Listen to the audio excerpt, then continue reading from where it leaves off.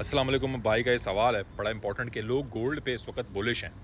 तो इस बारे में मेरा क्या कहना है। मेरा ख्याल से गोल्ड का जो सीज़न था वो ओवर हो चुका है। पिछले साल जब इन्होंने बोला कि बिटकॉइन असल गोल्ड है और डिजिटल गोल्ड है और बिटकॉइन जो है वो इम्पॉर्टेंट है और सोना इम्पॉर्टेंट नहीं है, वहाँ पर इन्होंने सोने को करा दिया पंप। अब जब ये दुनिया को सोने के पीछे लगा रहे हैं, वहाँ पर अब एक्चुअली जो ऑल्ट्स मार्केट है या दूसरी मार्केट है उसकी रैली है।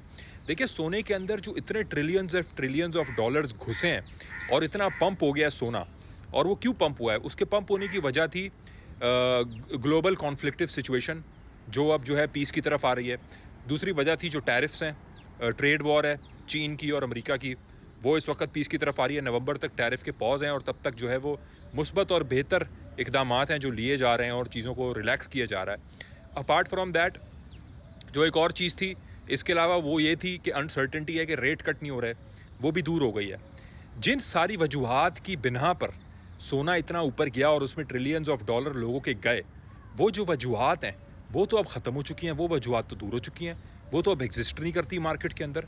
तो जो इन्वेस्टर्स का, सेफ इन्वेस्टर्स का, बिग इंस्टीट्यूशंस का, बिग प्लेयर्स का उस अनसर्टेनिटी जोन और कॉन्फ्लिक्टिव जोन और प्रॉब्लमेटिक जोन के अंदर जब वो मार्केट में पैसा सोने के अंदर लगातार इन्वेस्ट कर रहे थे, स्टॉक से निकाल के, क्रिप्टो से निकाल के, दूसरी दी जगहों से निकाल के, बैंकों से निकाल के, क्योंकि डॉलर भी नीचे जा रहा है, DXY भी नीचे जा रहा है, उसका इंडेक्स भी नीचे जा रहा है। जब वो बेतहाशा सोने में इन्वेस्ट कर रहे थे, जिन वजूहात की बिना पे कर रहे थे, वो मनी फ्लो हो रही थी, वो वजूहात ख़त्म हो गई हैं।